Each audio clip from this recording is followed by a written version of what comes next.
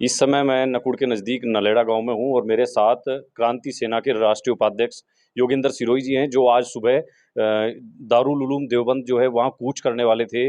और एक मामला बड़ा उन्होंने उठाया हुआ है। जो मुस्लिम युवक हैं, कहीं ना कहीं वो हिंदू देवी देवताओं का नाम लेकर के अपना व्यापार चलाने का काम कर रहे हैं, या कलावा और तिलक लगा करके, ऐसा इनका दावा है कि मुस्लिम समुदाय के कुछ युवक जो हैं वो इस तरह से हिंदू समाज के लोगों को भ्रमित करने का काम कर रहे हैं, और जो इलीगल गतिविधियां हैं उसमें वो संलिप्त हैं।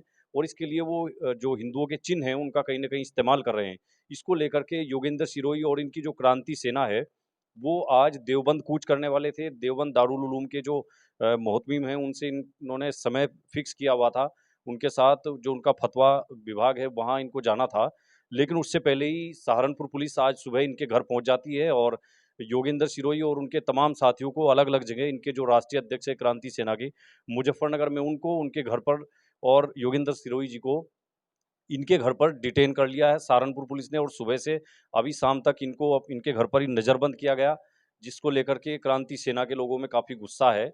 खुद योगेंद्र सिरोही जी इस समय हमारे साथ हैं, हम उनके घर पर यहाँ पहुंचे हुए हैं, जहाँ सुबह से सहारनपुर पुलिस ने उनको नजरबंद किया हुआ था। नकुड़ और अंबेटा पुलिस चौकी की जो पुलिस है वो यहाँ मौजूद थी। अभी कुछ समय पहले पुलिस यहाँ से गई है। अब हमारे साथ खुद योगेंद्र सिरोही जी हैं, उनसे बात करेंगे क्या पूरा मामला था और क्रांति सेना को क्यों आगे आकर के इस मामले को उठाना पड़ा। ये सिरोही साहब, ये क्या पूरा मामला था जिसको लेकर के आज पुलिस ने आपको सुबह से नजरबंद कर दिया, आप लोगों को देवबंद जाने नहीं दिया। ये हमारा कार्यक्रम था दारुल उलूम में जाकर वहाँ के फतवा विभाग से फतवा लेना था कि मुस्लिम युवक कलावा बांधकर टीका लगाकर हिंदू नाम बताकर लड़कियों को दिग भ्रमित कर उनकी हत्याएं कर रहे हैं। उनसे पहले बताते हैं हम हिंदू हैं, फिर पता लगता है कि मुस्लिम हैं। कहीं ना कहीं विवाद होता है और लड़कियों की हत्याएं रोज़ रोज़ टीवी में अखबारों में आ रहा है। कई घटनाएं अभी अभी हो ली हैं। कुछ जगह मुस्लिम युवक हिंदू देवी देवताओं के नाम पर ढाबे होटल खोलकर वहाँ हिंदुओं को दिग्भ्रमित कर वहाँ भी कार्य कर रहे हैं। इसी पर हमारा आज कार्यक्रम था दारुल उलूम में जाने का और वहाँ से फतवा लेने का कि जो ऐसा अवैध काम कर रहे हैं उन पर आपका क्या फतवा है, उनमें जायज़ है या नाजायज़ है, ये हमें दारुल उलूम से अच्छा, जानकारी। इसके लिए आप वो कर सकते थे, पुलिस में शिकायत कर सकते थे। इसके लिए आपने दारुल उलूम में जाने की ये घोषणा क्यों की, ऐलान क्यों किया ऐसा? हमने इसलिए किया कि समाज में स्वार्थ ना बिगड़े, क्योंकि इससे स्वार्थ बिगड़ रहा है। अगर कोई फतवा दारुल उलूम से जारी होता है तो उस पर मुस्लिम समाज चलता है। इसलिए हमारा मानना था कि दारुल उलूम यदि इस पर फतवा जारी करेगा कि ये नाजायज़ है तो मुस्लिम युवक मानेंगे। और जो समाज में वैमनस्यता बढ़ रही है, आपस में आपसी दूरियां बढ़ रही हैं, इन घटनाओं की वजह से वे दूर होंगी, हमारा ये मानना आप था। ऐसा नहीं मानते क्या, आपकी इस तरह से वहां जाने से क्रांति सेना एक उग्र हिंदूवादी संगठन की छवि है आपकी, तो अगर आप लोग वहां जाते हैं दारुल उलूम में तो माहौल बिगड़ सकता है। हो सकता है कि आपके ऊपर भी कोई इस तरह का हमला ना आते हुए भी हो जाए, या कोई ऐसी घटना हो जाए, तो फिर आप इसको लेकर कितना बड़ा बवाल हो नहीं, सकता था। फतवा विभाग में जाना था हमने, तो वहाँ अपना ज्ञापन देना था उनसे, ज्ञापन के द्वारा अपना वो लेना था उनसे क्या नाम फतवा लेना था कि इस पर आप फतवा जारी करें, हमारी ये मांग थी उसमें। किनसे बात हुई थी आपकी वहां दारुल वहाँ उलूम में? फतवा विभाग में भी होते हैं, उन्होंने कहा था 3:30 बजे के बाद हमारा फतवा विभाग खुलता है, आप आ जाइए, अपना मांग रखिए, हम उस पर फतवा जारी करेंगे। मतलब एक तरह से जैसे हम लोग आरटीआई लगाते हैं, वो एक एप्लीकेशन दो और फिर वो उसका जवाब देते हैं, यही तो हाँ, बस यही था। इतना ही वही, काम था। हाँ, इतने तो काम। इसके लिए कौन कौन लोग आप जाना चाह रहे थे? हमारे काफ़ी लोग थे, 20-22 लोग का हमारा प्रतिनिधिमंडल तय हुआ था क्रांति सेना की तरफ से, जिसमें मैं भी था। हमारे महासचिव थे, यहाँ से कुछ लोग सहारनपुर डिस्ट्रिक्ट से थे, कुछ मुजफ्फरनगर से थे, तो लगभग 20 लोगों का तो आपने प्रतिनिधि। 20 लोगों को क्यों जाने की सोची आपने? आप 2-4 लोग संगठन के बड़े लेवल के जो अधिकारी हैं, आप पदाधिकारी अपने आप जाकर के। देखो, जब बड़े पदाधिकारी जाते हैं तो उनके साथ अच्छा नहीं लगता कि 1-2 आदमी जाए, 20-30 लोगों का प्रतिनिधिमंडल जाए, भले ही उनमें से 2-4 लोगों को मैं बुलाते, भले ही 2-4 लोगों को बुलाते, बाकी लोग बाहर रुक जाते। कोई ऐसी बात नहीं थी कि हमें कोई विवाद करना था, वहाँ नारेबाज़ी करनी थी, हमारा ऐसा कोई कार्यक्रम नहीं था। हमें तो सिर्फ़ वहाँ अपना ज्ञापन देकर उनसे फतवा लेना था कि ये जायज़ है कि नाजायज़ है, जो मुस्लिम युवक ऐसा कर रहे हैं। तो आप ना तो घर से निकल पाए, पुलिस ने आपको सुबह आकर नज़रबंद कर लिया, और आपकी क्रांति सेना का कोई पदाधिकारी शायद देवबंद नहीं पहुंचा होगा।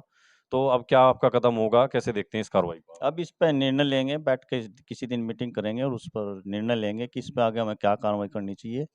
हम इस पे कुछ न कुछ विचार करेंगे कि इसका समाधान क्या है, कैसे हम वहाँ से फतवा लें, कैसे उन लोगों से ये जायज़ या नाजायज़ है, ये हम अपनी मांग मनाएं।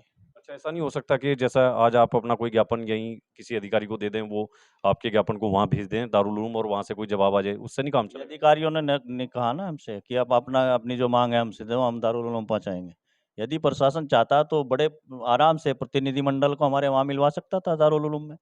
जो लोगों के घरों में पुलिस लगाकर, क्रांति सैनिकों के घरों में पुलिस लगाकर यहाँ उनको नज़रबंद किया, वो पुलिस वहाँ देवबंद में लगा देते। वहाँ के फतवा विभाग में 10 आदमी और पुलिस जाकर उनसे फतवा ले लेते हम। तो ये काम उधर भी हो जाता। प्रशासन को भी इसमें बड़ा लाभ था और शासन को भी लाभ था, क्योंकि ऐसी घटनाएँ हो रही हैं जिनसे समाज में वैमनस्य बढ़ रहा है, दूरियाँ बढ़ रही हैं, दंगे-फ़साद की स्थिति हो जाती है। तो वो भी कम होते जब वहाँ से कोई फतवा जारी होता रहा। हमारी ये सोच और विचार था। अच्छा सिरोही साहब, आप नहीं मानते कि ये काम पुलिस का है, सरकार का है, उनको ध्यान देना चाहिए कि अगर मुस्लिम युवा इस तरह से कर रहे हैं कि हिंदू चिन्हों का और देवी देवताओं का नाम लेकर के कुछ ऐसे गैर कानूनी काम कर रहे हैं, तो पुलिस को या सरकार को इस तरफ ध्यान देना चाहिए? जो सत्ता में बैठे हुए लोग हैं, इस काम के लिए भी क्रांति सेना को ही आगे आना पड़ा। ऐसा रहता है, सत्ता में बैठकर कुछ लोग सब जगह उनकी नज़र नहीं पहुँच पाती। वहाँ जहाँ उनकी नज़र नहीं पहुँचती, वहीं क्रांति सेना या अन्य संगठन माँग करते हैं कि ये काम करो। यदि उनकी इस पर नज़र होती, इस पर उनका ध्यान होता, तो शायद हमें ये वहाँ से फतवा लेना न पड़ता। तो अभी जैसा आज आप पहुंच नहीं पाए और वहाँ समय आपने ले रखा था, दारुल उलूम में समय आपका तय था, क्या उधर से दारुल उलूम के किसी अधिकारी का किसी का फोन आया आपको? नहीं, वो क्यों करेंगे फ़ोन?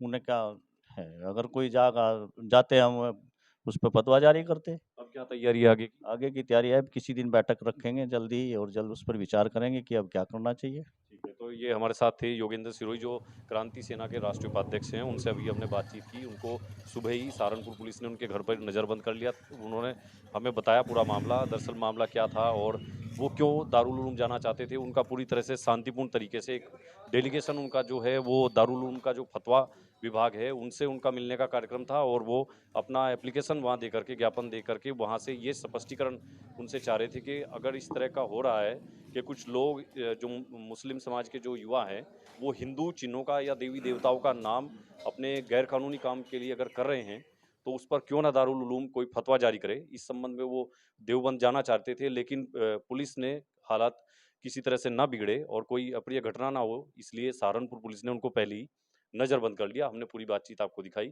लगातार इस खबर को हम दिखाते रहेंगे और इसका हम पूरा विश्लेषण आपको देंगे नेशन 24 पर।